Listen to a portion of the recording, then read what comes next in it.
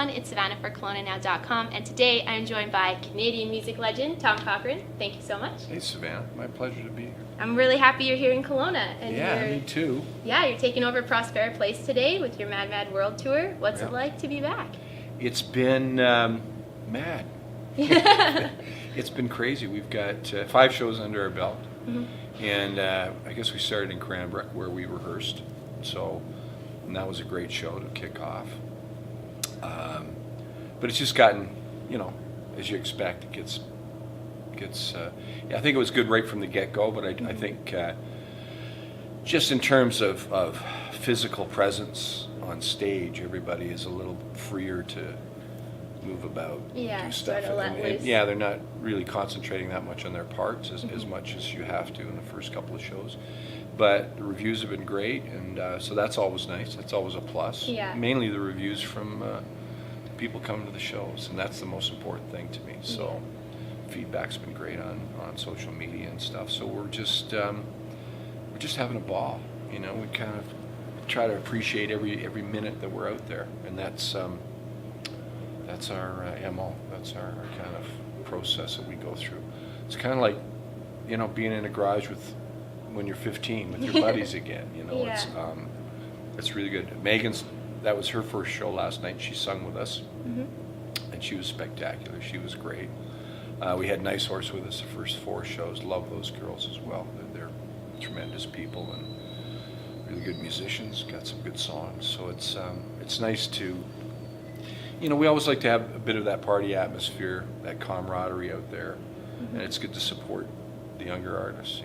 So we're I'm just, I'm so lucky to be able to do what I do and keep doing it, God willing and all that stuff. So we're just having a ball. Well, we're lucky to have you here. We're so excited, and you're back with some of your Red Rider bandmates too. How's that been? It's been great. Like, Kenny is one of the greatest musicians I've ever worked with and probably ever will. And he's playing some keyboards, he's playing some steel guitar, so he's stretching out a bit that way, showing his versatility. And, the crowds are appreciating it. The show really has an evolution to it, almost an evolution backwards, because we go from Mad Mad World back to some of the Red Rider stuff that was pre-Mad Mad World. And so there's something for everybody in the show. But, I really didn't think we'd be able to play all the songs from Mad Mad World, and we are. Wow. So I guess I underestimated, a lot of people live with that record. And even songs like Bigger Man that I thought wouldn't really make the cut, or Emotional Truth has turned out to be, both the songs have turned out to be really powerful songs in the set, and people are responding to them. Washed Away, they're responding. Secret Is to Know When to Stop, so even the ballads and that, everybody's grooving to it. They're loving it? Yeah, the acoustic stuff, do an acoustic version of All the King's Men that people seem to love. So it's good, man. It's just a lot of fun being out there. Yeah, and back with the group, right? Yeah, back with Red Rider. And this city, to me, is a very special town. Spent a lot of time here in the past. I got good friends here, so a bit of a homecoming in a sense, and so we're excited about that. And we've never really had a bad show in Kelowna, so we don't intend to break that streak, I hope. Knock on wood. Well, I'm sure everyone's going to be just as excited and happy that you're here. And I know that the whole tour is curated around the anniversary of the record, which is one of the biggest selling in Canadian music history, which is an incredible milestone for you. But what has it been like, playing the other stuff too? Like, is there any favorites that you've been pulling out? Well, I mean, the Mad Mad World stuff, it's great to have, to be playing a lot of songs that you haven't played, because they're obviously fresh again. And a lot of these songs are very contemporary. They're contemporary for the times. They're Mad Mad World, for instance, can argue that. Get Back Up's important. Emotional Truth really kind of addresses women's rights in a sense, because a lot of places I've been in the world, women are always the bottom of the rung, and treated, in very oppressive ways. So the song kind of addresses that. So but we don't ever sacrifice the entertainment value of these songs as well. that's important, obviously. But it's always fun playing Life's a Highway. And it's fun playing Get Back Up. It's powerful. Brave and Crazy's a lot of fun to play. And like I said, Bigger Man, it's been a surprise, an emotional truth. And then Boy Inside the Man and Kenny and I in Good Times, those are always fun too. So, but, we've played them a lot over the years, so it's nice to infuse the set with some of these songs we haven't played for 25 years. And, to do them with Red Rider is a bonus, right? Yeah. With Jeff and Ken. Bonus for you, bonus for us. We're really That's excited. Right. And people, sometimes people get the impression, well, I've joined Red Rider, or I was always in Red. I was always a key writer and the singer in Red Rider. So that when I speak of Red Rider, it's odd because I'm part of Red Rider as well. But I guess it's the same as Tom Petty and the Heartbreakers or whatever. He's kind of the writer and the singer and the conceptualist for them. So I was always that in that capacity. So it's not a real big departure that way. Yeah. I wanted to ask you because you were just talking about how the album has a lot of relevance still today, and it was written about issues 25 years ago. What is it like for you to see your music stick with generations and see it withstanding the test of time? Well, I mean, there's a certain amount of real good to that, and then there's a certain amount of it that you kind of wish they were obsolete, wish things changed. But things go in cycles, and history is like that, life is like that. A lot of the technology changes, and that sort of, we evolve through that. But as human beings, we've always drawn on the same palette of emotions. We still have a lot of the same wants and needs that we had when 25 years ago. That really doesn't change, and people's hopes and dreams and their loves and the things that upset them stay the same. So I mean, I've always really kind of dealt with the politics of human nature, if you will. But I'm also a real strong believer in freedom of speech, and that journalism is very important. It's a cornerstone for democracy, and it's something to be protected. We think that it's a God-given birthright, which it should be, but it is something. Freedom and democracy have to be protected. Lunatic Fringe kind of addresses that.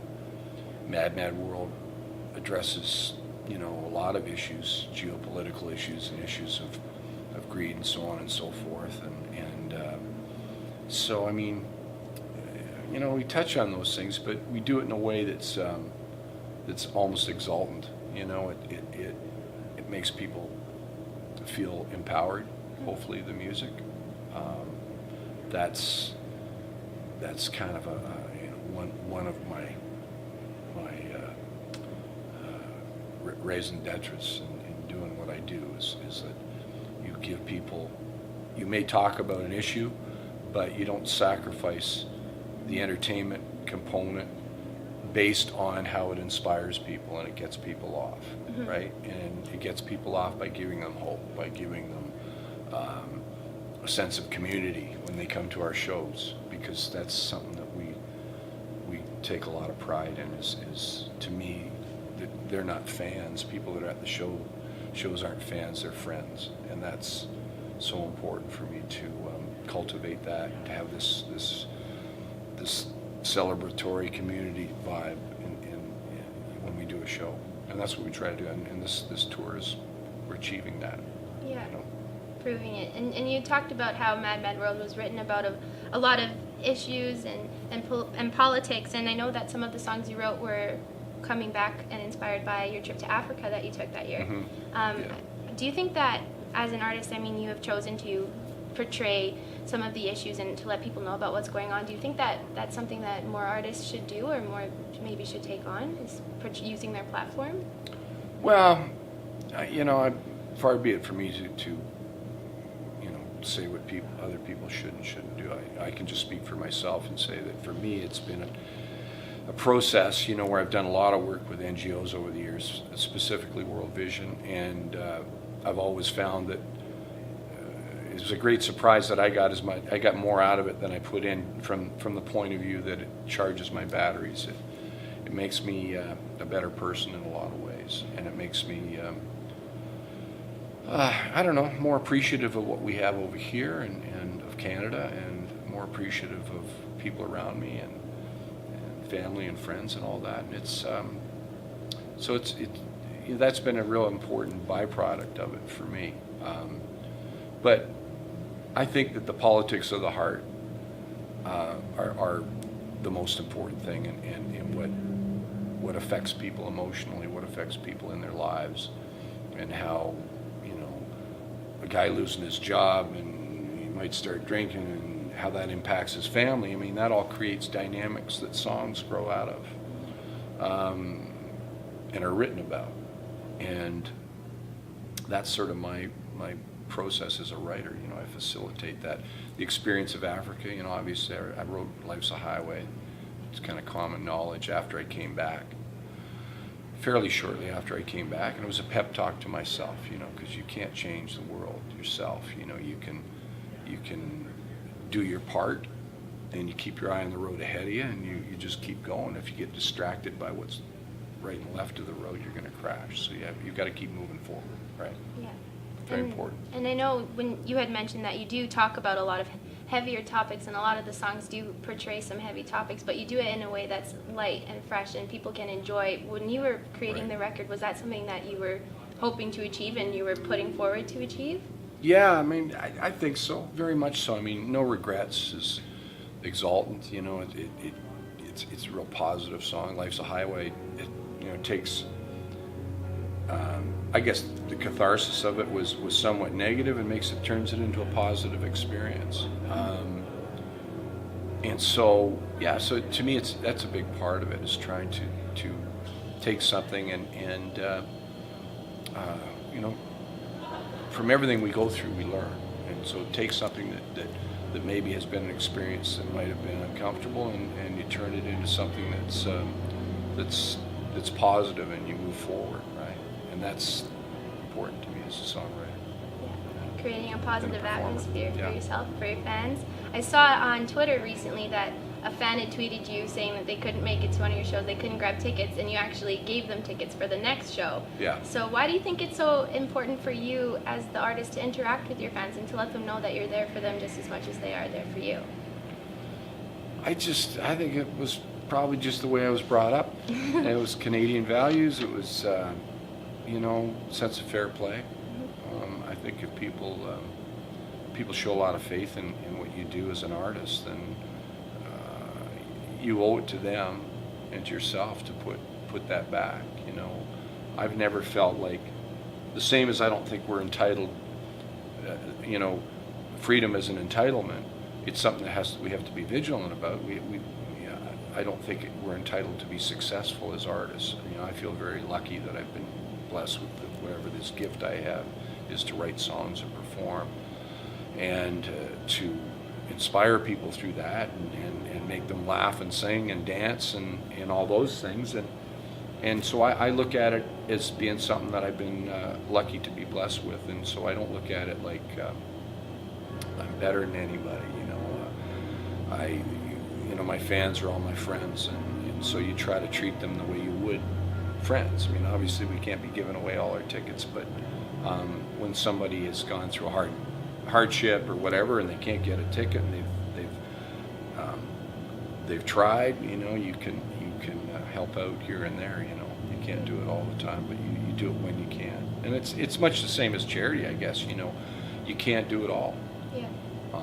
I turn down way more things than I accept, and that's just the nature of it. You can't spread yourself too thin, right? So, but these things come along, and from the charity point of view, and things select you, and you either acknowledge them or you don't, and sometimes it's a very providential thing. It's destiny that you get involved.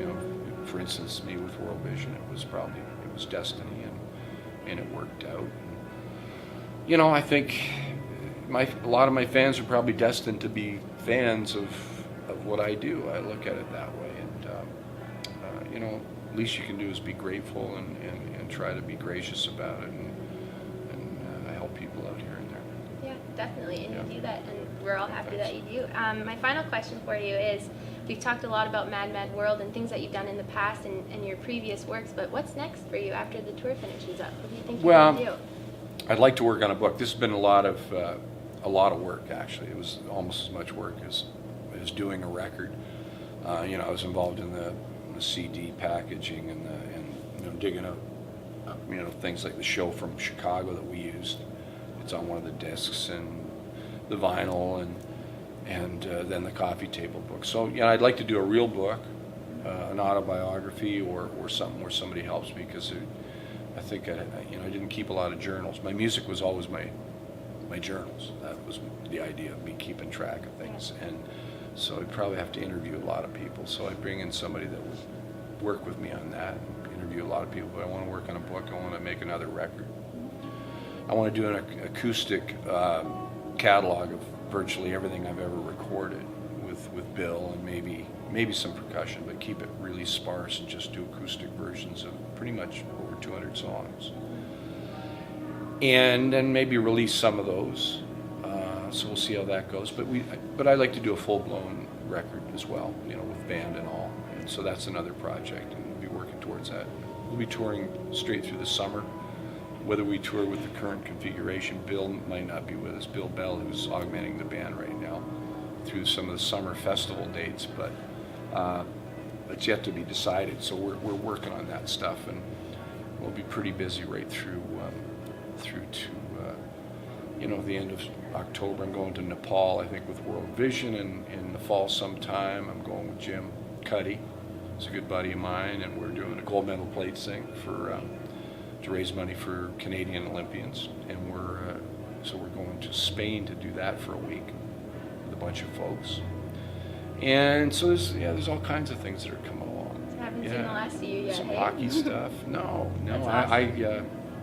I got to keep doing it. It's not.